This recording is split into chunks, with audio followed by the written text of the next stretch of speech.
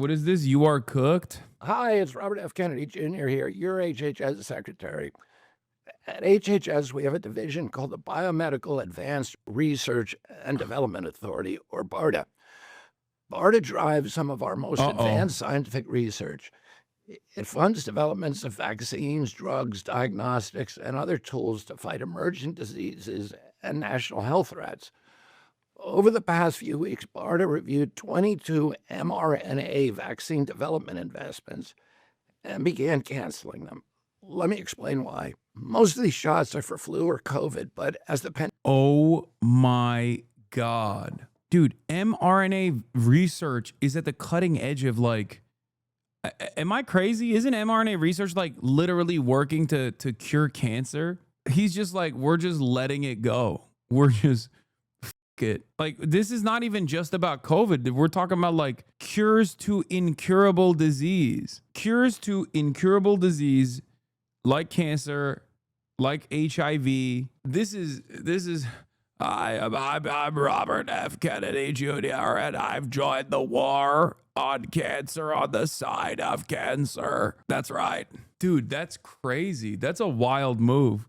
I mean, respect. I guess these guys are just straight up invested in destroying the planet, like destroying America's hegemonic status for sure. This is shocking. Yeah, RFK is molesting the RFK, another Jeffrey Epstein affiliate, a Jeffrey Epstein associate, is molesting the field of medicine.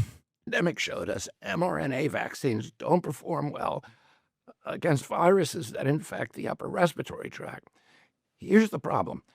mRNA only codes for a small part of the viral proteins, usually a single antigen. One mutation and the vaccine becomes ineffective. This dynamic drives a phenomenon called antigenic shift, meaning that the vaccine paradoxically encourages new mutations and can actually prolong pandemics as the virus constantly mutates to escape the protective effects of the vaccine. Millions of people, maybe even you or someone you know, caught the Omicron variant despite being vaccinated. That's because a single mutation can make mRNA vaccines ineffective. The same risk applies to flu. After reviewing the science and consulting top experts at NIH and FDA, HHS has determined that mRNA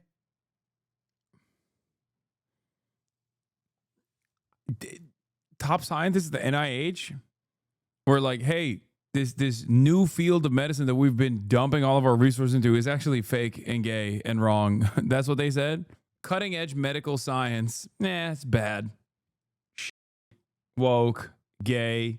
President Trump once boasted mRNA-based coronavirus vaccines were a modern-day miracle, and that was appointees like RFK Jr. are throwing doubt on the technology with largely unfounded claims. That's when they were lying to him too. Many fell for their lies. Largely unfounded means questions remain, and questioning science is how you do science. Unlike Trump, Kennedy is not falling for their bullshit. I think this is one of those things where there's not really much you can do about it. We're just forever going to be tainted with medicine skeptics. And I don't mean just like vaccine skeptics. I mean like just straight up anti-medicine. I think America's so cooked on that front.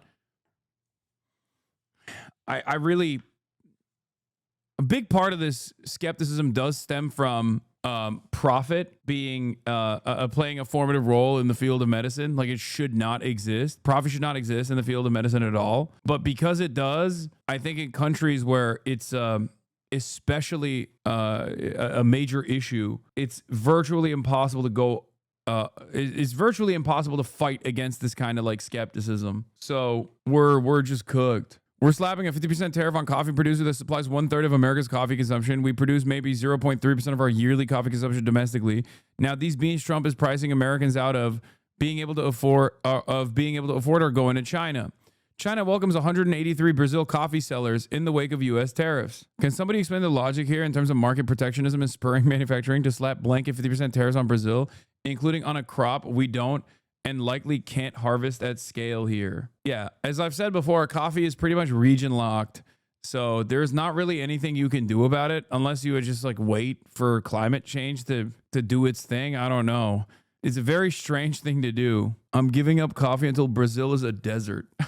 I know people who spend years growing a coffee plant under hydroponics and they get enough coffee. They get enough for one pot of coffee, maybe. Yeah, I mean, look, this is probably the worst thing he's done to me directly. As you guys know, I guzzled that shit. But I guess like Donald Trump wants every American to just only drink energy drinks or something, you know? Maybe that's the goal here. I don't know. But this hurts me. Next, Zin. Watch out, bud. No, RFK is a Zinner. He's the Zinfidel. Luckily, Zin's not going away anytime soon. A technology poses more risks than benefits for these respiratory viruses. That's why, after extensive review, BARDA has begun the process of terminating these. Also, this kind of wide-sweeping blanket tariff on coffee beans is unironically going to hurt small local roasters way harder than Starbucks. Like, Starbucks is cooked too, make no mistake. But if Starbucks is cooked, then local roasters are cooked tenfold. 22 contracts totaling just under $500 million. To replace the troubled mRNA programs, we're prioritizing the development of safer, broader vaccine strategies, like whole virus vaccines and novel platforms that don't collapse when viruses mutate. Let me be absolutely clear. HHS supports safe, effective vaccines for every American who wants them. That's why we're moving beyond the limitations of mRNA for respiratory viruses and investing in better solutions. Thank you. Oh, great. What are the better solutions? Colloidal silver. Oh, also this happened, which was really funny, but not great. White House orders NASA to destroy satellite used for monitoring climate change, according to NPR. The censorship campaign goes to space. I guess if you can't see the climate change, then it isn't changing. The stupidity is exquisite. And like the operation for these satellites is not even that expensive in the grand scheme of things. This is important, not just for measuring climate change. We have to know these things. It's important for farmers, for example. It's so like, did someone not inform Donald Trump about the negative consequences of this? Yeah, these are satellites that are used for agriculture. It's already up there. And I think like the yearly cost is like 17 mil or something, which is nothing for the government. Do you understand? It is kind of cool. Someone said like Mao with the sparrows.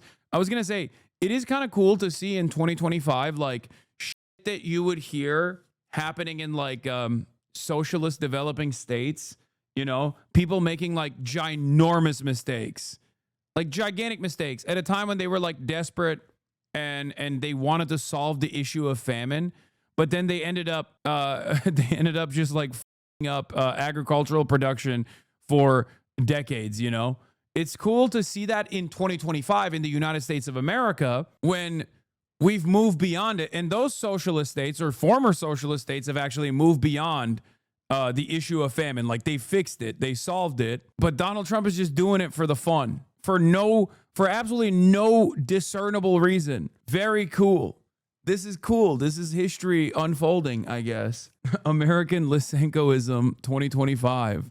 No, it's great. It does truly feel like he's just trying to destroy America. I'm not kidding. Because some of this stuff doesn't make any sense. Like you love the fossil fuel industry and you want to say climate change is fake.